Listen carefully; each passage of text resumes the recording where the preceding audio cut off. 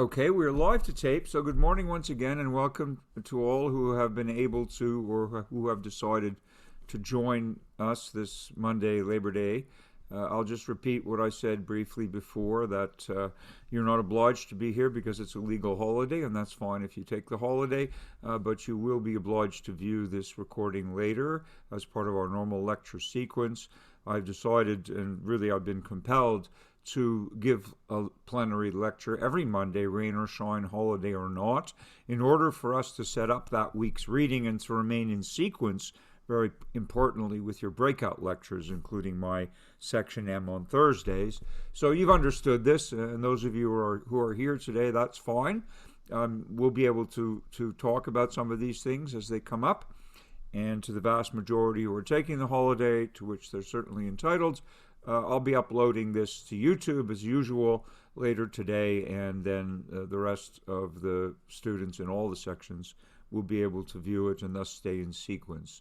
So today's reading is in your Google Drive folders, but it's not in your textbook. It's a reading by a very important and sometimes neglected philosopher named George Berkeley. Although he's written Berkeley, when you see his name spelled, you'll probably want to pronounce it as Berkeley, California is pronounced.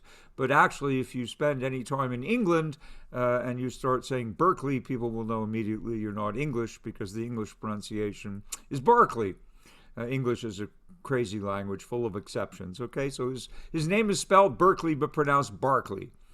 For our purposes, he's Berkeley. And he's going to suggest something, and in fact argue I think very interestingly, for a point of view that not many people perhaps today share. But if you really understand what he's saying, and that's what I'm going to encourage you to do this week, you'll understand fundamentally the distinction in Berkeley's epistemology and Descartes' epistemology, and you're also going to understand, more importantly, their ontological commitments and how they differ, and how at the end there's also a very interesting kind of overlap. So remember, epistemology is philosophy of knowledge, and ontology is philosophy of existence.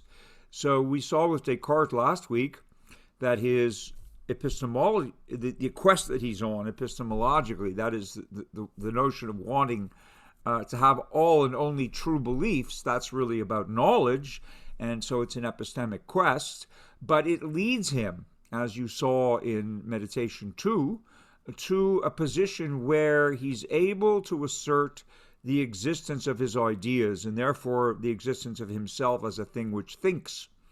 And he's not so sure about material existence, but he is pretty sure that there is also a world outside of mind, except he may be deceived about its true nature. And there's nothing he can do about that, because the senses are constantly, if you think about it, deceiving us. And also our senses are somewhat limited, and I didn't mention this last week, but it's a very important thing to consider, that we as human beings rely very much on which sense, any of you, which of our five senses is the one that we probably use most during a given day? Any thoughts about that? Of the five, which is preeminent? Which one? Sight. Yes, I think Paul and Ashanti, that's right. I think it's very clear. In our evolution, the way we've evolved from social animals to upright bipeds, from the lower mammals to this upright position that some primates and hominids, proto-hominids and humans developed. So this upright position has also necessitated a growth in our ability to see and see well, relatively speaking. Although some predators see better than us, lions and so forth have an additional membrane, so they have better night vision. But if we put on infrared goggles, then we have better night vision than lions. But this being upright took our noses off the ground, so we don't smell as well as our earlier forebears on the evolutionary tree, if such a thing exists. Rodents and bears and all canines, dogs famously, they have a great sense of smell. We don't. That's because our noses are off the ground. We don't need it. We're depending on our eyes and our hearing, probably second. Yeah. Okay. So the thing is that since we're depending so much on sight, it's also a strange thing that if you consider the optical spectrum, and those of you who are science students, you know that the optical spectrum, what we see in terms of colors, our ability actually to register visual input, is very narrow, because we also now know that the visual spectrum is only a very, very thin slice of the much bigger what? The electromagnetic spectrum, right? The optical is only a tiny part of that. And in fact, at the extreme end, you have a very short wavelength energy called gamma rays. We don't see those. They can kill us, but we don't see them. And at the other end of that, you have very long wavelength, typically radio, television waves, those kinds of things. Again, they allow us to do a lot of things, including to tune in wirelessly on all kinds of broadcasts, including this lecture. But in fact, we don't see them either.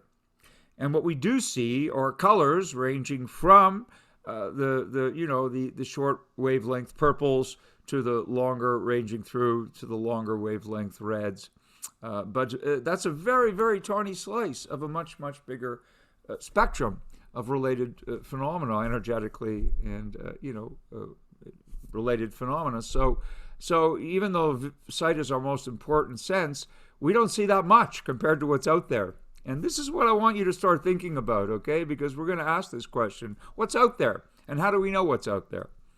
So before we dive into Berkeley, and that reading is in your Google Drive. Again, it's not in the text, but it's in the Google Drive folders. You're only responsible for the first dialogue in my class, and that's what I'm going to present to you today and Thursday. There are 3 dialogues in that bundle, but the first one, I think, is the one that really is sufficient for our understanding of Berkeley's position. But before we go to Berkeley, let me just share with you a slide that will kind of compare and contrast some ways in which we could categorize philosophy of existence. All right, so let me just run this by you. I prepared the slide in advance, and I think it's in your Google Drive folders as well. I'll double check that today. But in any case, you should be able to see this. Just bear with me. All right, is everyone able to see the slide called Basic Ontologies? Yes. Yes, good, thank you. Okay, good. So, ontology, remember, is a technical term coming from the Greek, as usual, for philosophy of being or philosophy of existence. And again, some of you may have never worried about this before, but today, if you really understand what Berkeley has to say, he's going to perplex you and cause you to think about the world in ways in which you probably never have before. It's really quite mind-blowing if you're able to penetrate to the bottom of what he's really saying, and we'll get there within the next hour. All right, so how many kinds of things are there? I mean, that's a fundamental kind of question we could ask in an ontological domain. How many kinds of things are there anyway? Well, it's possible that there are no kinds of things. That's one possibility logically, right? There are no kinds of things. That may not make sense to you, but that's a position called ontological nihilism. So there's really nothing at all. That position has been espoused in different ways. In ancient India, Nagarjuna, who's the founder of Mahayana Buddhism, argued very, very cleverly and insightfully that all phenomena are actually empty. But we won't go there today. That's a highly specialized argument. We do this in Buddhism when we study philosophy of Buddhism later, not in this course. Jason Turner is a contemporary philosopher who makes a Western-style argument for ontological nihilism, and you can look him up. Just the notion is, though, that there are no kinds of things. Monism is a much more commonly held, I would say, kind of ontology. And monism, as the Greek word should imply to you, means there's only one kind of thing or one mode of being, if you prefer to express it that way. But here we have something interesting. If we're monists, and that is we believe fundamentally the universe, including ourselves, is made of one kind of thing, then what kind of thing might that be? And here we have a kind of bifurcation of the way, because one could conceive, at least, that maybe, as Berkeley, in fact, is going to argue, the world is made entirely of ideas. There are no material things outside of consciousness, which is a shocking position, but I will shock you today. Definitely we're going to shake up the neurons momentarily. More commonly, and possibly many of you will tend toward a materialistic view. That's a Western view, traditionally, but not solely. And you may believe, in fact, that the universe is made of stuff, right? When I say stuff, I mean matter of various kinds, whether it's the periodic table of elements or other classifications of subatomic particles or what have you. You may believe that these are really sort of existing material things and they are the constituents of everything else that exists. That would be a materialistic position, yeah, ontologically speaking. So those are two choices. If you're a monist, you either would tend to believe in ideas as the sole existing entity in the universe, or you would believe in stuff out there. And next week we'll look at Paul Churchland and his wife Patricia, who are materialists, certainly, and they're arguing for a very radical form of materialism. We're looking at radicals this term, okay? Not political radicals, but epistemological and ontological radicals, all right? So I want to encompass a big sphere of thought for you, looking, at all these different sort of radical or extreme positions. So that's monism. Dualism we've encountered already. We encountered it with Descartes. But notice that there are many kinds of dualisms. We just happen to focus on substance dualism, which asserts that there are two fundamental substances, namely mental things, right, and physical things. And that's a position that many people come to. You don't need Descartes to arrive at this. Many people in a commonsensical way will probably arrive at that themselves. Many of you may be dualists of this kind. There are many other sorts of dualisms, and that's, again, a topic that you could delve into on your own if you're interested in it. If you Google dualism, or better go to the Stanford Encyclopedia or the Internet Encyclopedia of Philosophy or any other source and look up dualism, you'll get a whole lot of literature and explanation of various kinds of dualisms, of which we've seen Descartes, which is one of the more, well-known ones. But notice something else, and this wasn't mentioned last week.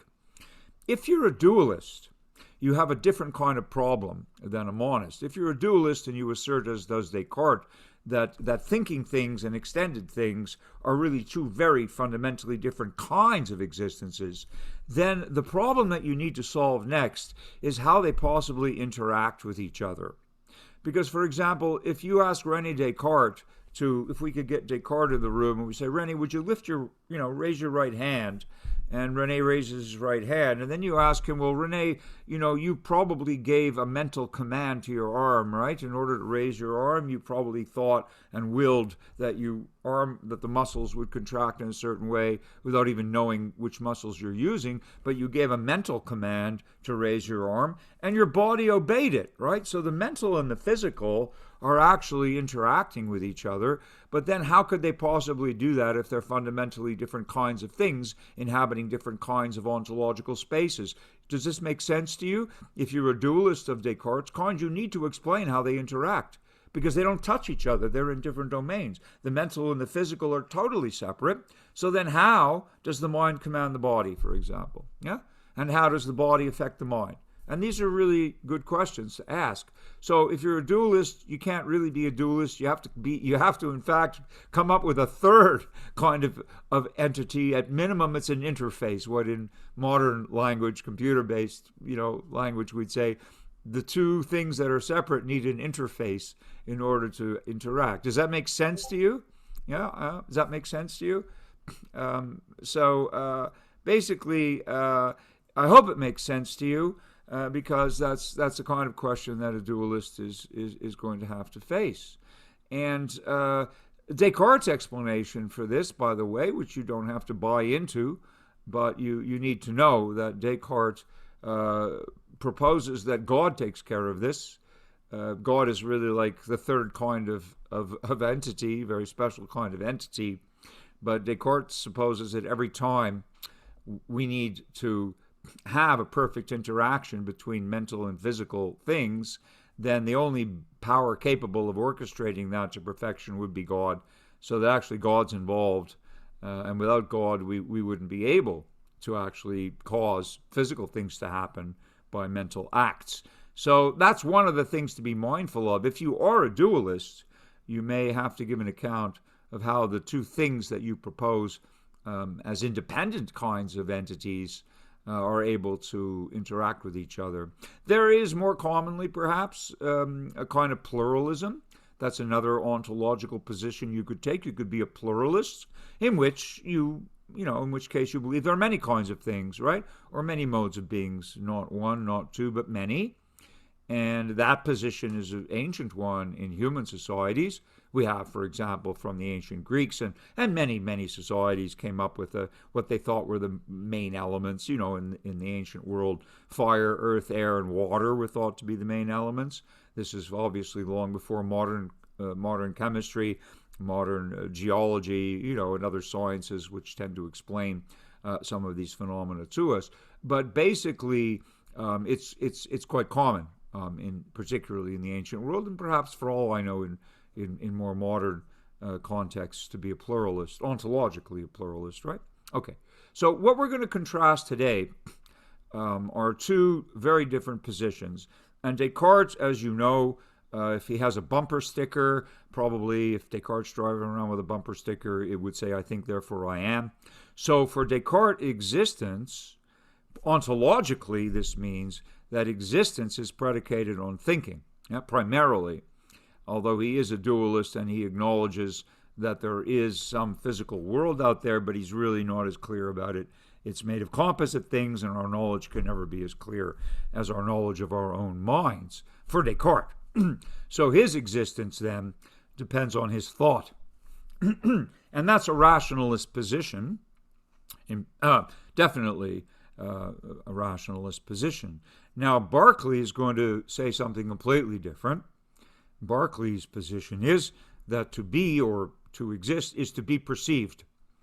So for Berkeley, who's an empiricist, please note the word empiricist, not imperialist, empiricist, meaning, remember, our knowledge comes from our senses, the very thing Descartes, as a rationalist, wants to disagree with, that our knowledge for Descartes comes from our minds.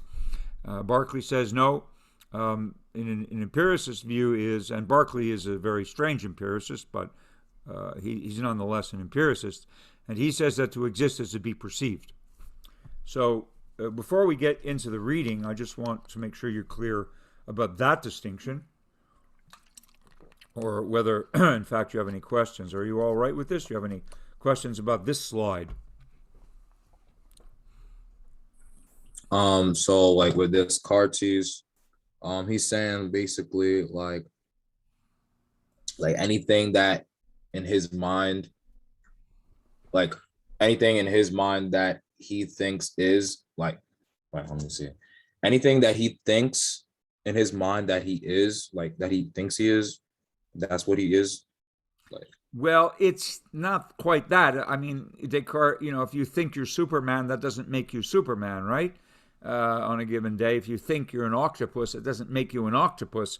He's not talking about what he is in terms of what form he appears to others in, because once again, that would be back into the world of the senses. Descartes is saying that his existence is provable to himself only through the thought that he exists. His existence is therefore confined to a mental domain, right? The sphere of mentation or of thinking is what allows him to conclude that he exists. He's a thinking thing. He's able to think, and therefore he's able to know from the very fact that he is thinking that he exists. That's the only real solid evidence he has. Whereas Berkeley is saying something completely different. Berkeley is saying to exist is to be perceived. So for Berkeley, existence is not going to depend whatsoever on mentation or on our ability to think about things. It's going to depend entirely on our ability to perceive. And the only things that can be said to exist for Berkeley are the things that can be perceived. And notice that's different at a very subtle level. We perceive our thoughts, but we don't perceive our minds, do we? true. Okay. But we perceive what's in our minds, if you like, or what's on our minds. But for Descartes, that's sufficient evidence of his existence. It's not for Berkeley. And Berkeley, because he's a radical empiricist, is going to argue very interestingly that the only evidence we have that anything exists is, in fact, our ability to perceive it. And obversely, if we're not perceiving anything, then we have no evidence of its existence. So this is quite a radical, as you're going to see, very interesting and radical thesis. Somebody asked if you need to, Ilma, do we need to memorize? No, Ilma, this is a philosophy course. You need to think primarily and understand terms. Certainly you have to, if you insist on memorizing, then memorize, what ontology means. But this chart is available to you. And I mean, we're not asking you, we don't in philosophy learn things by rote. We're not saying memorize this and you'll know it. We're saying understand it and you'll know it. And I think understanding is quite a different process than memorization, okay? Is that fair enough?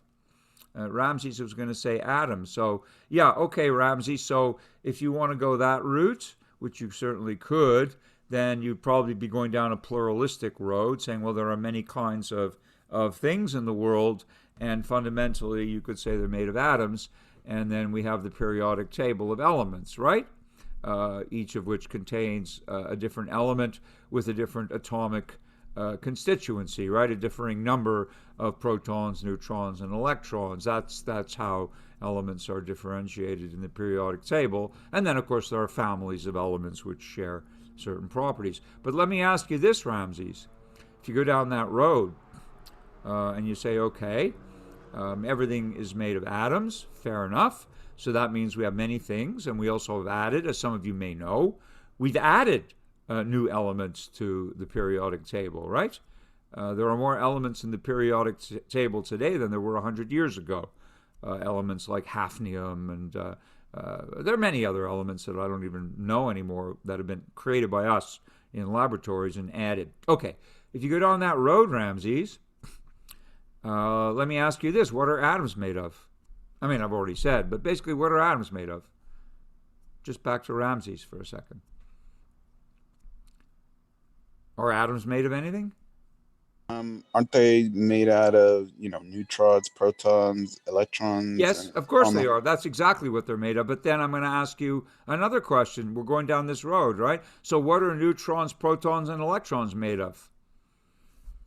I'm sorry, I'm not that into well, if you maybe science. ought to be, if you're going to assert, you see, we're going to be this is a philosophy class.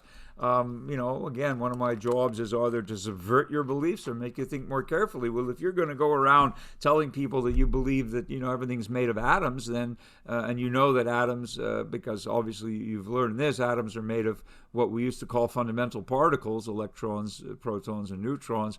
But actually, if you ask what those things are made of, well, they turn to be made of. They end up being made of things too. They're made of quarks, for example. Some of these things are made of quarks. And then we can ask what quarks are made of. And we'll get an answer to that too. Quarks it turns out, are made of strings. And those are mathematical expressions. And then we ask what strings are made of, and strings, it turns out, are made of superstrings. And it looks like everything is made of something else, and we don't ever get to the bottom of it. So going down the materialistic road, we end up with one of the fundamental constructs of which all material is made turns out to be solutions to certain mathematical equations, which is very perplexing indeed. So the world is not as simple as we would like to think, right? Okay? So what is the physical explanation of our thoughts? Arsh, this is begging a question. It's assuming that our thoughts are reducible to a physical explanation, and Berkeley doesn't believe that for a moment. In fact, Berkeley believes it's the other way around. Berkeley is called an idealist, and he's going to shock you because he believes that the whole universe is made of nothing but ideas. There's no material reality out there at all. Everything is made of our ideas about it, nothing else. Next week, if that upsets you too much, we're going to look at a materialist of a very hard-boiled nature, Paul and Patricia Churchland, and they're going to reassure you that the world is indeed material, and that's all it is, and that, as you assert today, Arsh, what then is the physical explanation of our thoughts? Well, Churchland next week, as we'll see, will argue that our thoughts do have a physical explanation, and that, in fact, what we call the mind is nothing but what the brain is doing. And that's a position maybe some of you already espouse, or indeed it's a position you've heard about, because neuroscience is on the verge of explaining a lot of things about the workings of the brain, and possibly a lot of what we call mind is really what the brain is doing, but we have not yet had a very coherent or complete explanation of how the activities of the mind would be explicable at some more fundamental electrochemical level as activities of the brain. And if we're able to do that, then philosophy courses will change radically. Once we can explain everything the mind does in terms of what the brain does, then we'll be able to get rid of very large chunks of readings. We won't need them anymore. But we haven't done that yet. And that's why we're really setting up a contrast this week and next week between Berkeley and Churchland. Okay? Because Churchland believes that everything is made of stuff, as probably many of you do, including the mind. But Berkeley is going to go the other way. In Berkeley's monistic picture, in fact, everything's made of ideas. So now it's time to get into Berkeley, okay? And see how much I can perhaps, in listing Berkeley's arguments, shock you a little bit into rethinking what you probably take for granted about the so-called outside world, or what we call extramental reality, the world outside of mind, okay? Berkeley's going to say there is no world outside of mind. And he'll give some very interesting arguments in favor of that claim. So let's now go to the reading. But even before we do that, I just want to make you aware of one of Berkeley's main strands of argumentation. He's going to tell us that existence depends on perception and nothing else. So suppose I ask you an innocent question. Suppose I ask you, is the Empire State Building still standing this morning? What would you respond? Is the Empire State Building still there? I'd say yes. You would say yes? Okay, some of you are saying yes. Who just spoke yes? Most likely. Okay, Jesse, already now you're becoming skeptical, or maybe you were already. Helen says yes. Ilma says yes. Many of you are saying yes. Somebody said yes. And Arsh is now saying, can't say if I didn't hear the news. Well, that's right, Arsh. That's what Berkeley would say. So going to those who said yes, the Empire State Building is still there this morning on the corner of 5th Avenue and 34th Street. I would say, if I were Berkeley, I would ask you, how do you know? How do you know it's still there?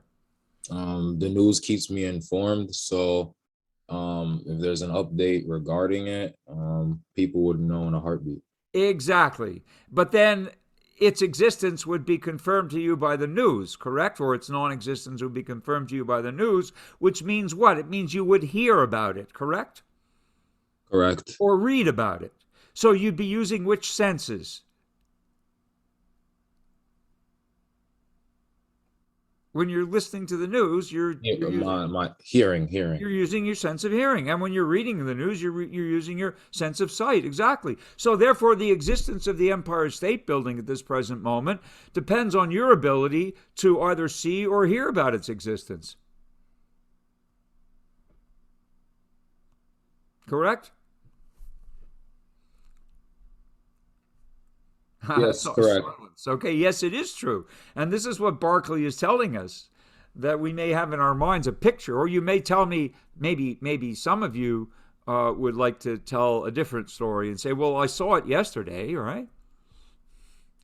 In which case Berkeley is going to say yes, but therefore its existence is a memory of what you saw. So once again, you can't say whether it exists now because you're not seeing it now, but you could say I saw it yesterday. So you can tell me, well, at least it existed yesterday because I saw it. But once again, you're talking about using one of your senses. Or suppose, if you want to be thought of as a very peculiar, go to the corner of 5th Avenue and 34th Street and find someone who's leaning on the building and say, well, does this building exist? And they're going to look at you like you're very strange. Don't tell them you're a philosophy student, okay? It'll give us a bad reputation. But if you say to them, how do you know this building exists? And they're not looking at it, they're looking at you, but they're leaning on it, right? And they're going to tell you, well, I'm leaning up against it, I'm touching it, right? I'm leaning on the building. Of course it exists because I'm leaning on it. And so Berkeley's reply is, yeah, it exists because you're able to feel it. If you're leaning on it, you're feeling it, right? That's another sense of touch, correct? Are we clear? Clear. So in all these cases, all these examples we're giving, the existence of the Empire State Building depends on one's ability to perceive it through one or more senses. Yes? I know some of you are reluctant because you see where this might be leading, and it's definitely contrary to the ways in which you have perhaps been habituated to think about existence, but this is what Berkeley does for us. He really makes us think in a new way. Ramsey says, what if where you live, yes, some of you might be able to look out your window and see it or see part of it, right? And then Berkeley's answer is the same. Well, then you know of its existence because you're seeing it. I mean, that's the same argument. You know it exists because you're seeing it. Okay? So you still need to be able to perceive it in order to assert that it exists. Is this a bit shocking? Or at least a little bit counterintuitive? Jesse, your hand is up. So this is in contrast to Descartes, who would say that he would question the senses, rather. Absolutely. He'd say because it might be a mirage, it might be a hallucination, it might be some evil demon conspiring to make me think something is there just because I'm seeing it. Yeah, it could be an illusionist at work, playing tricks, optical illusions, and so I can't be sure at all. But Berkeley is saying, no. The only evidence we have of existence is perception. Very different. So what if I was born blind or born deaf? Well, you would have to use other senses in order to ascertain the existence of things. I mean, we perceive with our other senses. Perception is not just visual. Perception is auditory. Perception is tactile. In other words, touching, we perceive by touching. That's how blind people can read. They can use Braille. So they perceive the words by the way in which the words are encoded, raised dots, yeah? So it's a form of perception. Similarly, taste is a form of perception.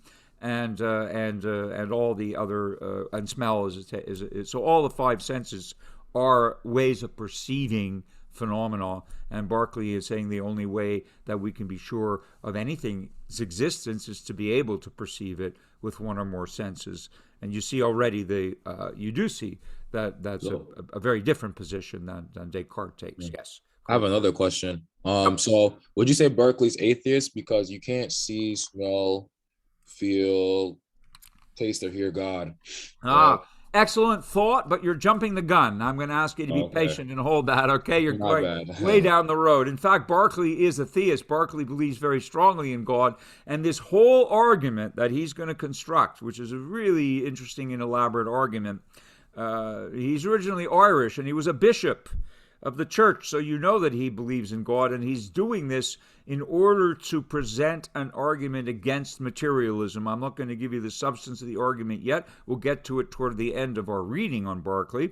But understand that Berkeley lived during the he wrote this around 1713, 14, I believe, and he had already seen enough of the effects of the Industrial Revolution. If you want to contextualize this socially, and politically, Berkeley was witnessing the effects of the Industrial Revolution, and he saw that it was also causing people to think more about materialistic concerns and less about spiritual concerns. And he thought overall it might be a very bad thing for society to become overly materialistic. And so Berkeley's idealism is actually meant to be an antidote to this kind of materialistic greed that often arises in capitalist societies, exploitative kinds of predatory capitalisms based on avarice and the acquisition of stuff, and therefore you could say inequitable distributions of wealth arise from this. And Berkeley was concerned about the social effects of overtly materialistic societies. And so he actually had a mission in writing this, although it stands as a piece of philosophy, and that's how we're looking at it. That was his ulterior motive, actually, to end up making people more aware of the spiritual. So God is going to play a decisive role, but not till the end. Okay, so that's a great question, but hang on to it, all right? Okay, so now let us go to Berkeley, okay? We'll go to the reading now and see how this unfolds. Let me stop the share.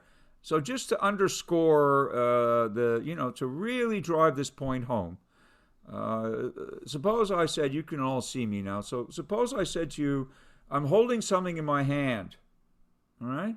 I'm holding something in my hand, but the thing I'm holding doesn't have any, let's say, color or shape or size or odor. If I tap it, it doesn't make a sound, unlike Descartes' wax. So there's no perceptual evidence. You can't see this, you can't hear it, you can't taste it, you can't touch it, you can't smell it. So what am I holding in my hand? Nothing. Nothing. That's right. I'm holding nothing, and Berkeley would say precisely. And the reason I'm holding nothing is that if I were holding something, you'd be able to perceive it in some way. One or more of your senses would perceive it, and therefore its existence would depend on your ability to perceive. All right. And since you can't perceive anything in my hand, you would be able, therefore, to conclude that I'm holding nothing in my hand. All right. So that, if you understand that, it's in one way very simple to understand, but in another way, it's going to completely subvert all of the notions that many of you hold and that are ingrained probably over a long time in believing that there's stuff out there even when we're not perceiving it. And it may seem like contrary to common sense to assert that things depend on perception, but there's an argument behind this. That's just the bumper sticker. We're going to look at the way in which Berkeley supports this. So the roadmap for the reading is that Berkeley puts himself, it's a dialogue between two characters, Philonis, which means love of mind, and that's Berkeley. That's Berkeley's mouthpiece in the dialogue. And the character he's arguing with is named Hylas, and Hylas is the Greek word for matter, okay, or material stuff. So there's obviously materialists and idealists having this debate about what exists and how do we know what exists. And so Berkeley is going to use Philonis to argue his standpoint that existence depends entirely on perception. Ilma, is this where the saying comes from, I'll believe it when I see it? Well, maybe.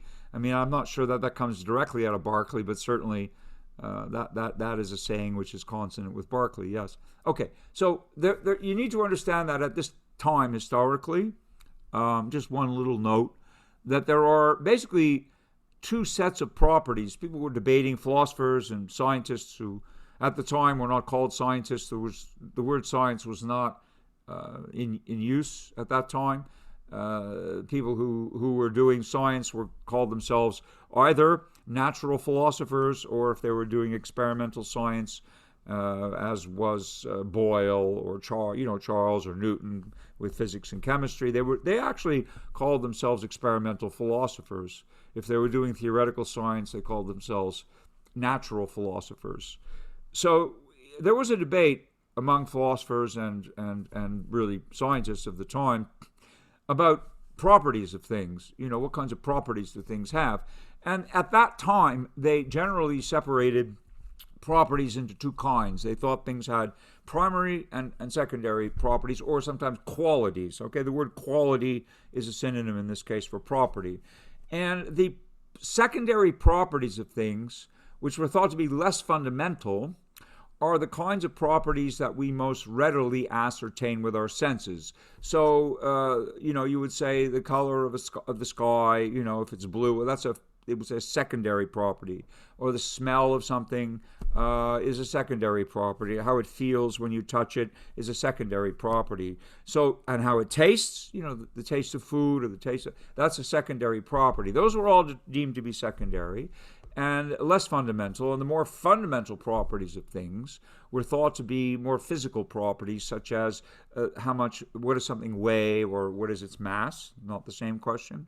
What is the density of an object or material, and what is its shape, its dimensionality, and so forth. And these were thought to be primary. So what Philonis is going to do, Berkeley in the mouth of Philonis, is going to argue to Hylas, the materialist, that actually all these properties depend on our senses. So if you think something exists on its own, Berkeley is going to argue, if you think something exists on its own, if we can show that the properties of this thing are all mental, that is to say, everything that we can say about this thing or know about this thing depends on our senses. And if we can prove, and this is what he'll do, he'll start with the secondary and he'll show that all the secondary qualities or properties are actually dependent on our senses. And then he will do the harder thing and show that even the primary, so-called primary properties of things are dependent on our senses. So if all the properties of things are dependent on our senses, then the existence of things is dependent on our senses, because there's nothing else but the properties that a thing has. Okay? So that is the roadmap for the argument. And this morning, we're just going to look at the secondary. And then on Thursday, and hopefully in your breakout groups, you'll look at the primary. How would you know about your own existence? Well, these are great questions, Ramses. You're all jumping ahead. So these are very good. You're anticipating some of the important questions. But let's go step by step through the arguments, and then we'll see how Berkeley actually answers those questions. Okay? That's how do we know about our own existence? Very good question. So let's go to the reading now. I've said enough. I want to share the screen with you and see what the reading looks like. This is in your Google Drive folder, and I've taken the liberty of highlighting some of it. Okay, the first dialogue, all right? These are the three dialogues. We're only going to cover the first one, the first part today of the first dialogue, and the second part of the first dialogue again on Thursday. So you can read ahead, of course. I always encourage you to do so. But this was published, I think, in 1713.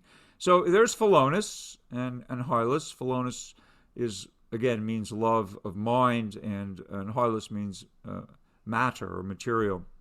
So Hylas begins by accusing him of being a skeptic because they had a conversation the previous night, and Philonous was represented as someone who maintains what Hylas calls the most extravagant opinion that ever entered into the mind of man, namely that there is no such thing as material substance in the world, right? Material substance means stuff that exists out there on its own, right? Substance is meant to be something that stands in the world without anybody necessarily perceiving it. And of course, it's made of material. So that's the basic assertion. And that's what Philonous denies, that there's no such thing as material substance, independent of a perceiving mind. And Philonous says, yeah, I seriously believe there is no such thing as what philosophers call material substance. But this is not absurd or extravagant. It's just, what I can argue for quite rationally. And I don't think there's anything absurd or skeptical. If someone could show me that there is something absurd or skeptical, then he said I would have the same reason to renounce it. I believe what I can argue for. And Hylas is just reacting, right? He's saying, well, this is fantastic, in conflict with common sense, or obviously skeptical to believe there's no such thing as matter. And Philonous has to calm him down a little bit and say, wait a second, Hylas, what if it turns out that you, who adhere to a commonsensical view, are in fact wrong? So this is it's not skepticism for me to deny what you assert.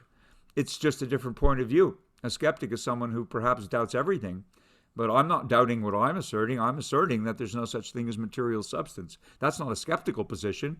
That's a position which is actually contrary to the position you hold, which is that things do exist outside of mind. So he's just correcting him. It's not skepticism. It's just a different point of view, and in fact, a contradictory point of view. And it remains to be seen whose point of view, if any, is the correct one.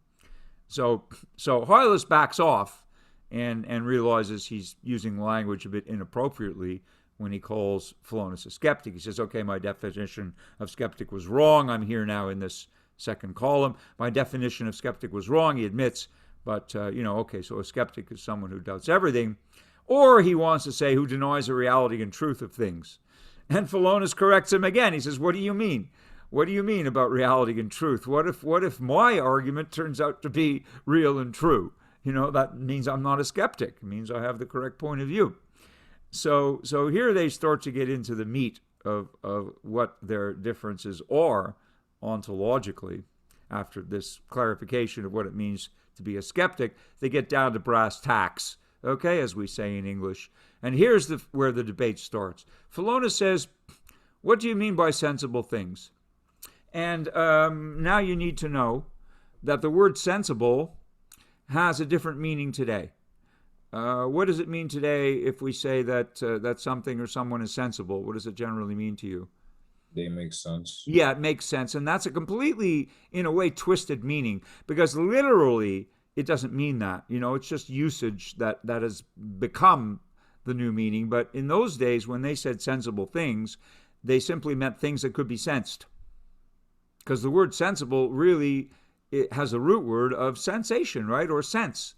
And so something that is sensible is not something that makes sense. That's the current usage of sensible, like a sensible person. What they mean, and please read it the way they mean it, is a sensible thing is a thing that can be sensed.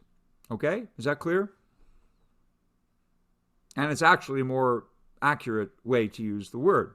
So if something is sensible, it can be sensed. If something is insensible, it means it can't be sensed.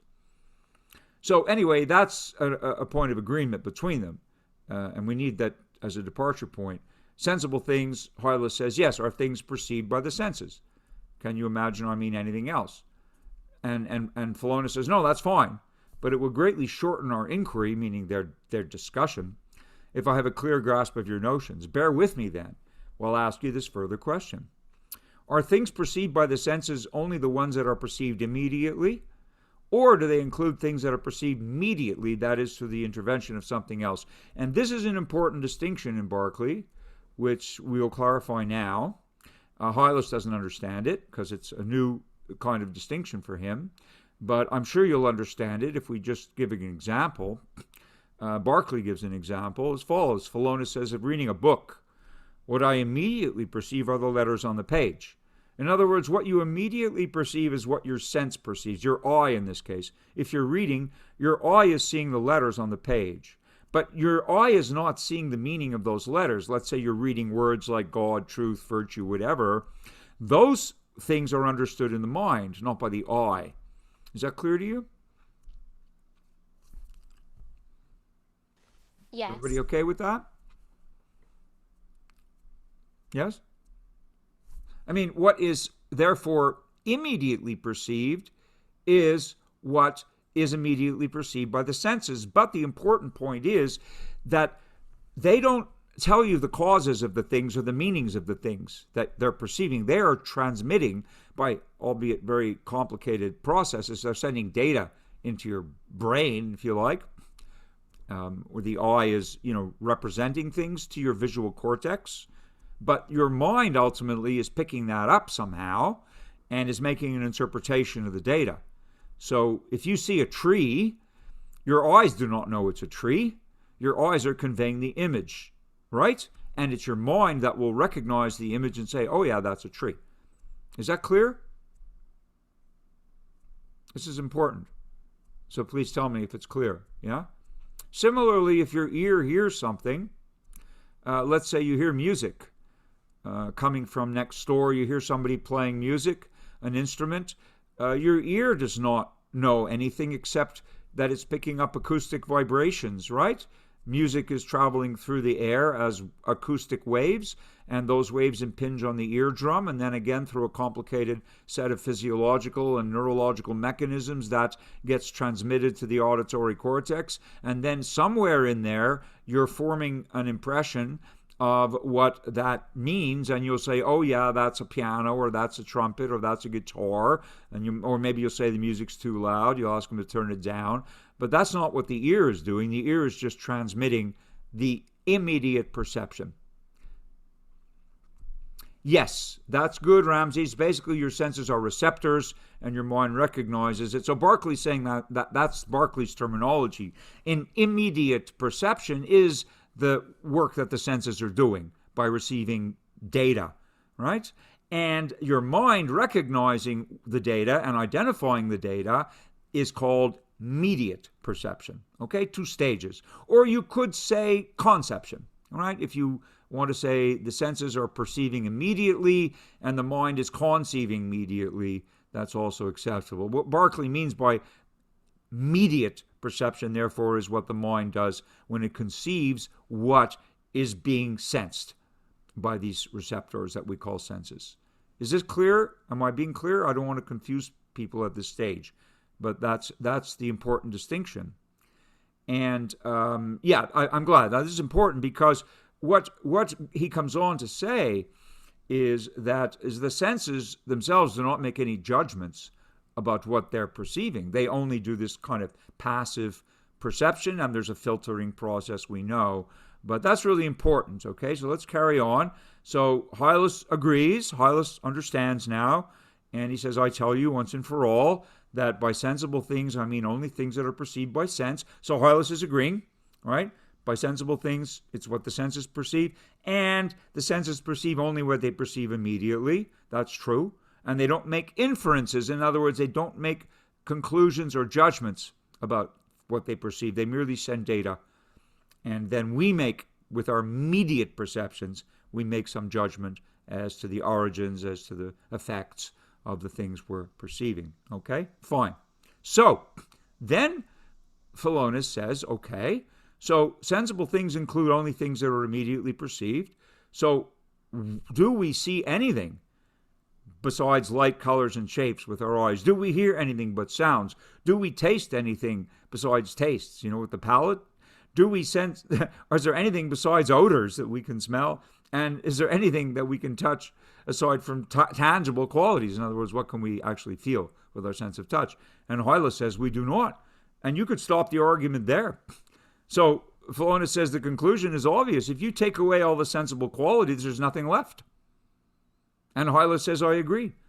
And actually, if you realize how devastating that is, it means exactly what Berkeley's trying to prove. If you take away all the sensible qualities of things, there's nothing left that is sensible. And that means there's nothing left of whose existence we know.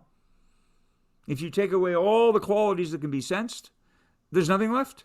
Just like the example in my hand, right? You can't see it, hear it, touch it, taste it, smell it. What am I holding? Nothing. Because what I'm holding has no sensible qualities. And therefore, as far as we're concerned, it has no existence. So existence is totally a question of what can be perceived by the senses. And you do agree. Yes, this is clear, but it's also very devastating, Sudener.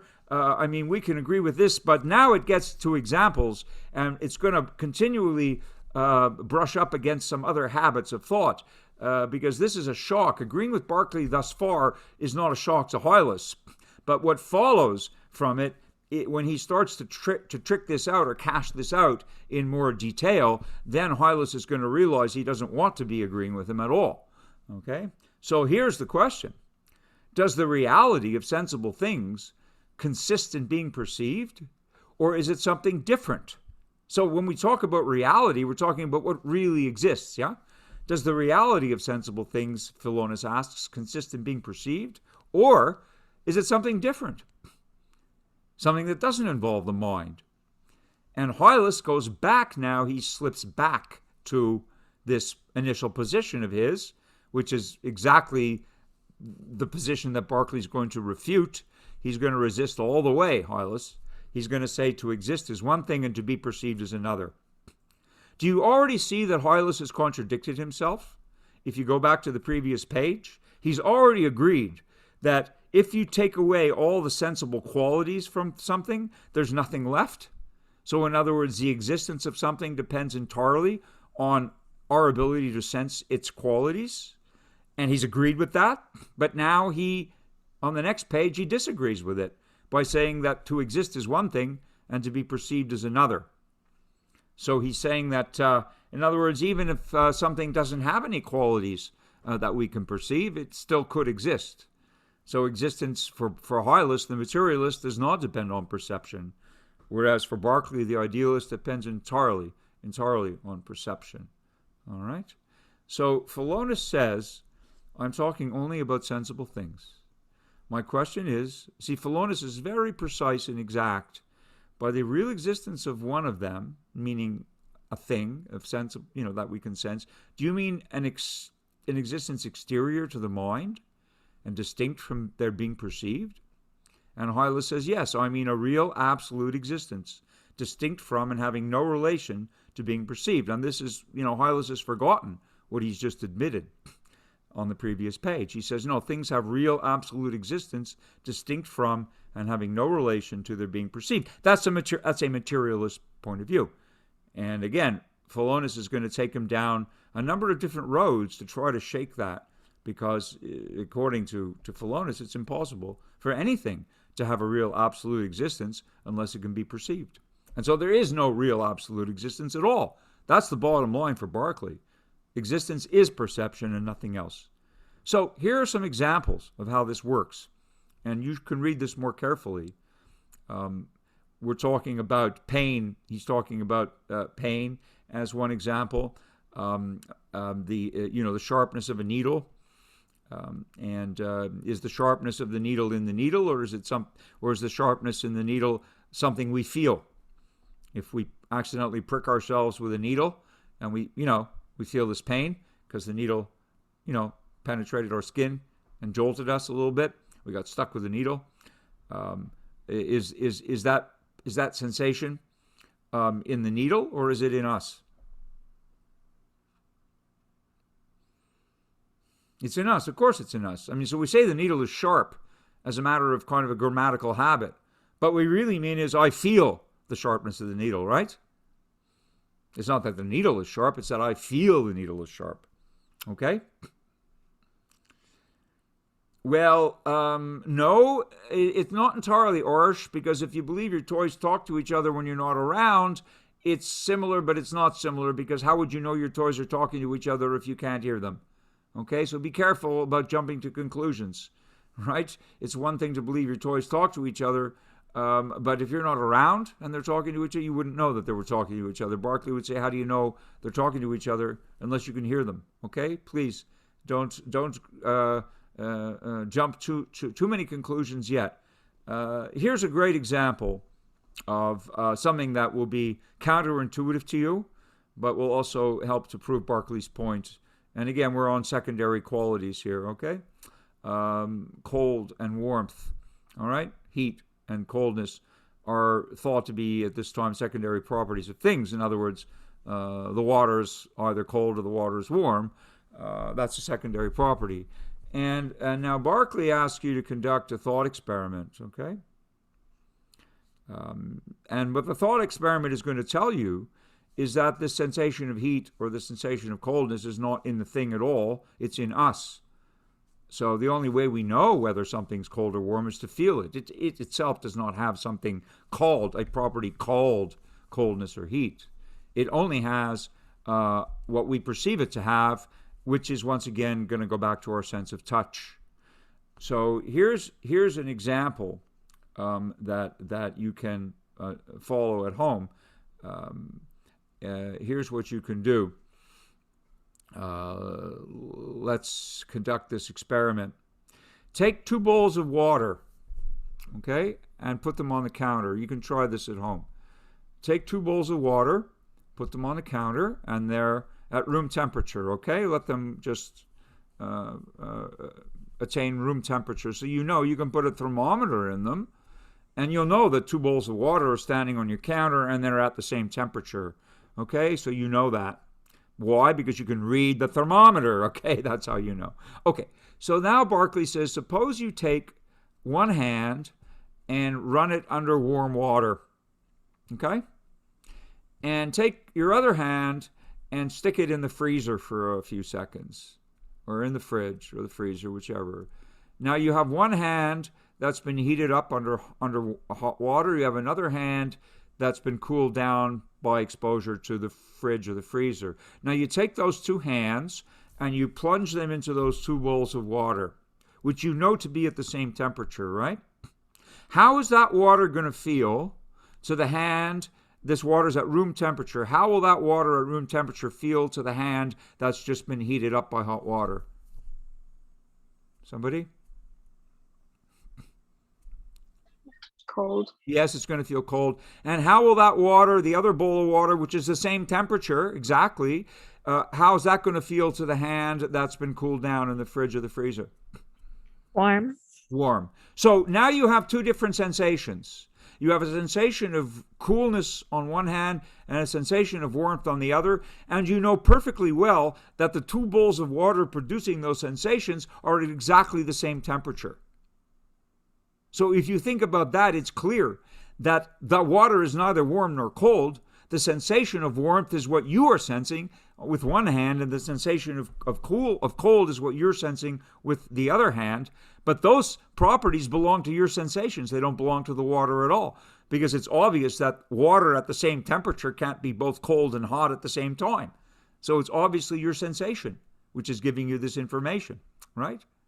So the existence of coldness in one bowl of water and the existence of heat in the other bowl of water are actually just your perceptions. And moreover, you can look at the thermometers sitting in the water and realize that they're at the same temperature. Okay, so the coldness or the heat depends on our sensation. It doesn't depend on what's in the water. Is this clear to you? All right. And similarly, if you push this a little further, you realize the fire's not hot. I mean, we're conditioned to say the fire's hot. And moreover, I hope you all have the reflex that if you put your hand accidentally on a hot stove, it's going to recoil, right? Even before you have a chance to formulate the idea that you put your hand on something that's way too hot and you maybe are burning your skin. Please don't try this at home. But you know that most of us have a reflex. As soon as you put your hand down on something very hot, your arm will recoil, right? There's a reflex which preserves you from deeper injury. But actually, it's our sensation that tells us that the thing is hot. It's not the case that the fire is hot or that the stove is hot. It's the case that we have a sensation of heat. And the heat is in our sensation and not in the fire. So if you put an asbestos glove on, well, you're not allowed to do that anymore. The new gloves are not asbestos, whatever kind of an oven mitt you have at home. If you put your oven mitt on and then put your hand on the same thing that felt so hot to you, you recoiled, it will not feel hot at all. Why? Because you're insulated, right? You're insulated. And so you don't feel it as hot. And so is it hot or not? Well, you don't know if you can't feel it. And so the heat is therefore not in the thing, it's in your sensation. Okay? Is this coming clear to you? So that's just one of the senses dealing with one of the properties of things, a secondary property called, in this case, heat. And we actually have a modern theory which doesn't refute Berkeley. Because what really is heat? If we talk about something, if we talk about, a water being hot, what do we really mean? What is it that makes it feel hot to us? Does anybody know? What is heat? Yes, it's vibration and motion. Exactly right, Arsh. It's in this case, it's motion. The more you impart energy to the molecules, the more they move. That's how water boils, right? Because you give it enough energy, eventually the H2O molecules break free and they go into a gaseous phase. We call that steam. A liquid phase is water. And so it's just a question of vibration. And so actually the water is not hot or cold either. I mean, that's the whole point. Berkeley didn't know this, but he was exactly right. Because when we say, the water's freezing cold, what we mean is it's not got very much energy. There's nothing called coldness. It's in the water. It's in our sensations entirely. If you think about this, you should be shocked, because you will also realize that the way that we normally speak about phenomena is in a certain sense distorted. The way we have habituated ourselves to speaking of the things we can sense makes us believe that the properties that we're sensing are in the things. And Berkeley is telling us actually that's not the case at all. Let me give you two more quick examples. And maybe again, I don't want you not to enjoy candy in case you have a sweet tooth, but the same thing would apply to our sense of taste, right? If we say this is sweet, what are we really saying? We're saying that we're able to taste its sweetness, yes? Or if we say something is bitter, we're able to say, well, we're able to taste its bitterness. What about when you have a cold and your sense of taste is diminished? Some of you surely have had that experience. And unfortunately, it's the same with COVID. I think it affects people also in that way where it reduces your ability to taste, yes, and to smell. It's one of the effects. There are other illnesses like a common cold will do that, where you may be congested, you don't taste properly. So then what happens to the taste of the food? Well, the food is still what it is, but it's your ability to taste which will allow you to conclude that this tastes good or this tastes bad or this smells good or this smells bad. It's not in the food. It's in your sensations. And when two people disagree about a particular dish and one person says, I love this food, it's delicious, and the other person says, I can't stand this food, it's awful, then what are they saying? Are they saying that the awfulness or the deliciousness is in the food? Obviously not. Berkeley is telling us something much more basic, that sensation of deliciousness or awfulness is in our taste. It's not in the food at all. It's the same food, just like the water can't be both hot and cold at the same time. It's only our sensation that changes. Similarly, a food stuff can't be both delicious and awful at the same time. That depends on the person who's tasting it and the judgment they make about what their senses are telling them. So the taste is not in the food, and the heat is not in the fire. Okay? Are you beginning to see this? So it's in our ability to sense.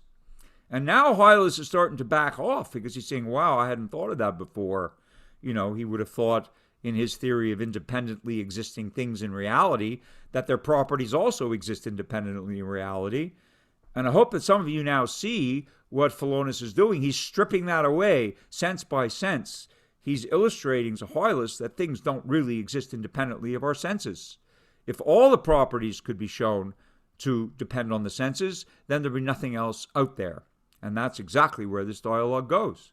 It is mind-blowing, Ilma, because we've never been exposed, most of us, to this way of thinking. Those who never took Philosophy 101 have never had any reason to know what Berkeley is saying. But it is mind-blowing. If you really get to the bottom of Berkeley, it's really shocking.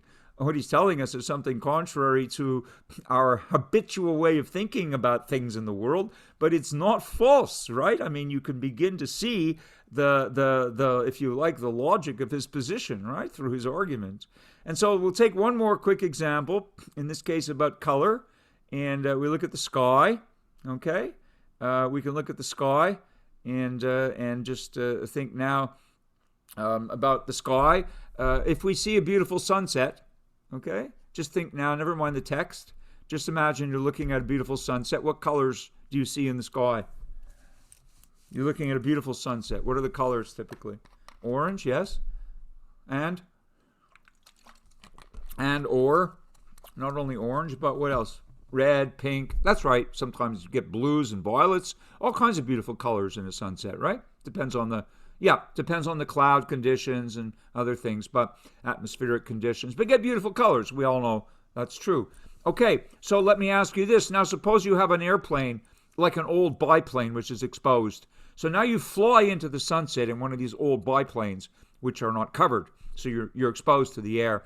And you fly through these clouds, which were so beautiful from the ground, and you have a jar, and you capture some of that water vapor, which from the ground, with the sun shining through it and the atmospheric conditions being what they are, you perceive red, pink, orange, purple, beautiful colors. Now you fly through that in a biplane and you stick your hand out with a big jar and you catch some of that water vapor and you seal it up, put a lid on the jar, take it back to the laboratory.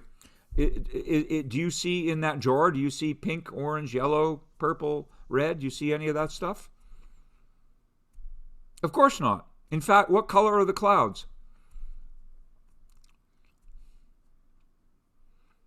Oh, now nobody wants to answer because you're realizing what Berkeley's going to say, that the colors of the sunset, well, clouds could be clear, clouds could be dark, depending how much water vapor, clouds could be gray, right? Depends on the light. Exactly. In other words, Arsh, if it depends on the light and also the amount of water vapor in the cloud, it depends on our perception of the cloud. The cloud's color is nothing but how we perceive the cloud to be. I was gonna say my perception, but I wasn't sure. Well, that's what Berkeley is arguing in this whole part. That exactly the color of the cloud, in other words, is not in the cloud. Just to make a more acceptable conclusion for this, the color of the cloud is not in the cloud; it's in our perception. Is that fair enough? And people who are colorblind don't see reds and greens, right? For example, so their perception of the color of something will be very different. But it's not because reds and greens are in the object. Reds and greens are in our perception.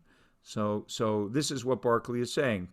And finally, at the end of this first part of the first dialogue, look at the highlighted passage. He says, I have to admit, Philonous, and he hates to admit it because he doesn't want to admit it, but he says, I have to admit it. The argument, you should read it all at home, the argument is convincing Hylas thus far. I can't keep this up any longer. He admits colors, sounds, tastes, in a word, all that are termed secondary qualities have no existence outside the mind. Exactly. Okay? But he's still going to dig in his heels. Hylas is quite stubborn, and he doesn't want to go all the way. So he's going to say, okay, I admit secondary qualities have no existence outside the mind. In other words, the existence of secondary qualities depends entirely on their being perceived, right?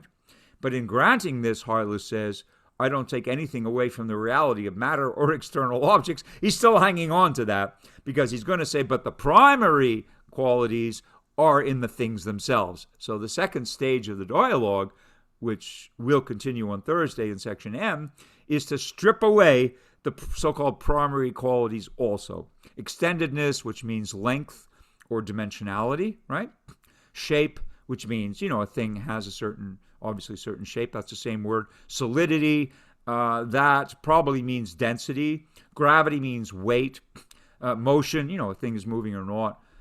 These things, says Hylas, are still going to exist in those bodies.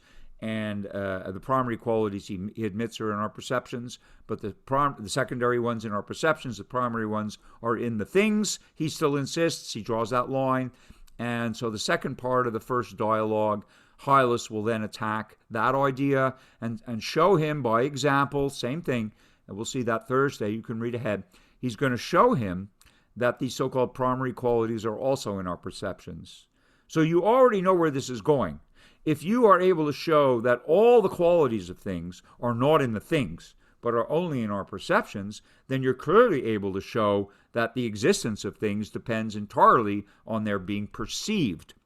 Okay? Now, this is shocking. I'm really glad. If some of you are shocked by this, but you see that it's a fairly interesting argument and not easy to refute, by the way, if you see that there is some logic in this argument, then you're never going to look at the world the same way.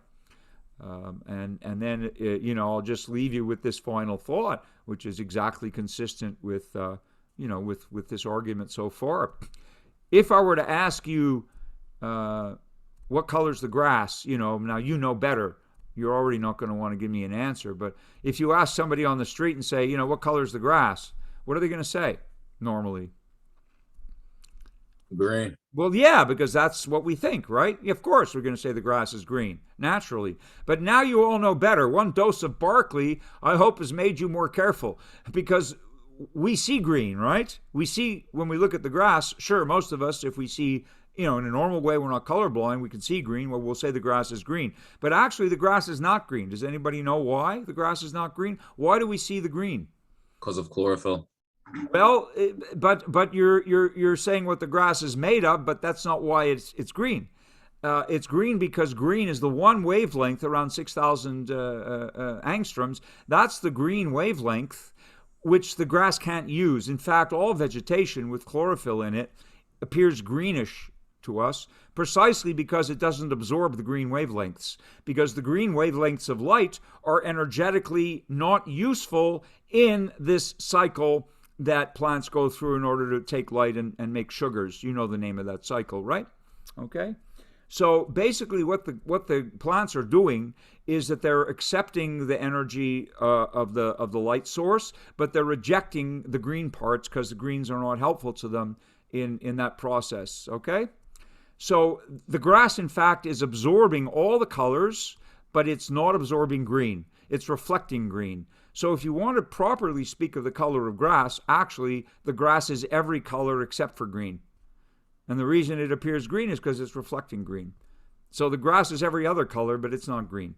And that's if we want to speak like Berkeley, okay? That's beyond Berkeley. But so what did you learn in school today? Well, you learned the grass isn't green. But more importantly, you're getting a different view, a very different view of the nature of things and what it is that enables us to say that something exists or, on the other hand, something does not exist. Okay, a couple of quick questions. If you have any, that's fine. So why do primary qualities only exist in your minds? So Sudanar, yes, that's the next part of the dialogue, and we'll do that on Thursday, and I hope you do that in your breakout group. So the secondary stuff, the heat is not on the fire, it's on our sensation. The taste is not in the candy or or in the food at all. The taste is in our sensation, right? All that stuff. The colors are not in objects, they're in our sensations. So those secondary qualities are in our sensations. So the existence of those things depends on our perceptions, not on anything else. And that's the secondary stuff. The primary stuff can also be shown by a parallel argument to exist in our perceptions of things and not in the things themselves. And so this is the strategy. Berkeley will first remove secondary properties from external existence and locate them in the perceptions, and then he'll remove primary properties from external existence and locate them in the perceptions. And once he does that, there's nothing left out there that can be existing alone. The only thing that can be left is what we perceive. And that's why for Berkeley to exist is to be perceived. Okay? This is very brilliant, very, very creative and original argument. So regarding the color of grass, so would I answer like in a conversation like from my perception, I perceive it to be the color of green. Yeah, because exactly right, because the grass is reflecting that wavelength or those greenish tints, right, which are wavelengths of light. We know that. And the grass is reflecting them back to us. That's why it looks green, because it's reflecting green. But it's absorbing everything else. We don't see the other wavelengths because it's absorbed them in the photosynthetic process. They're energetically useful. Okay? So now you're answering more scientifically. And so it's definitely a more precise answer, right? It's not that the grass is green. It's not that the greenness is in the grass. What Berkeley would say, the greenness is not in the grass. The greenness is what we perceive when we look at grass. Yes? I have a question. So earlier in the comment, I made a connection to this, talking about like a statement saying if a tree fell in the woods and no one's around to hear it, doesn't make a sound. And I feel like it relates to this, like if something happened but no one's around to witness or view it with their senses, does it even exist? Right. That's exactly. Most of you have heard probably this thing which everybody thinks is a big philosophical question. If a tree falls in the forest and there's no one there to hear it, does it make a sound? Right? Some of you know this question, yeah? Yes. Yeah, I don't know. For some reason, this and Descartes are still, everybody knows, I think, therefore I am, and everybody knows this question about a tree falling in the forest. I don't know why, but these things everybody knows. Okay, so Berkeley's answer is not what most people would imagine, right? Because it's worse. So to rephrase the question, if you hear a tree fall in the forest, if a tree falls in the forest, and there's nobody there to hear it, does it make a sound? Well, Berkeley's answer, surely, think about what we've just said today. Berkeley's answer would be that if a tree falls in the forest and there's nobody there, then how do they even know that a tree is falling in the forest? Berkeley's going to attack the question. Berkeley's not going to say, does it make a sound or not? I mean, in terms of modern science, we know that the potential energy of the tree, and this is not contradicting Berkeley, the potential energy of the tree, it's standing, it's massive. And so it has potential energy by virtue of it standing there and being a massive body. It tips over and falls, and therefore that potential energy gets translated into kinetic energy. And we know that energy is not lost, energy is just transformed. And then when it hits the ground, that kinetic energy is transformed into a concussive energy, an impulse, and there's going to be some adiabatic disturbance. There's going to be an acoustic disturbance, and that disturbance will indeed come out as some kind of a wave, right? A shock wave, an acoustic wave, probably more than one kind of wave. And what will happen is that if anybody's there to perceive it, then they'll say, oh, I heard a sound, and maybe I saw this thing, so I just heard and saw a tree fall. But that's not Berkeley's answer. Berkeley's answer is that if a tree falls in the forest and no one's there, how do you know it fell? And the only way you could even do any of this questioning is to imagine in your minds a forest and a tree. So the existence of this forest and this tree is entirely mental as far as you're concerned. When you ask that question, you're asking people to imagine a tree in a forest. It's a complete imaginary question. It has nothing to do with reality, right? And perceiving a tree after it has fallen, yeah, you can say the tree fell. If you're in the forest and you see it laying down, you know it fell. Huh?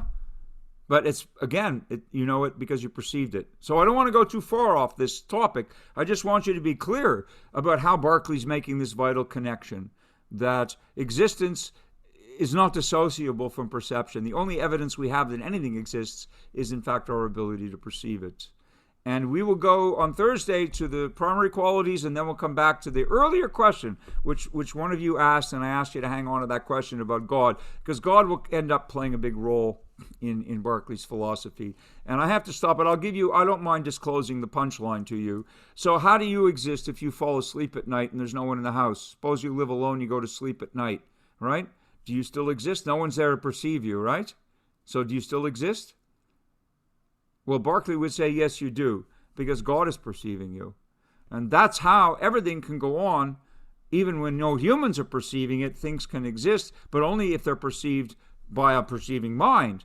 And in this case, God can do the work of that great perceiver to perceive everything in the universe, even when no one else is perceiving it. And therefore, continuous existence is possible, but will depend still on continuous perception.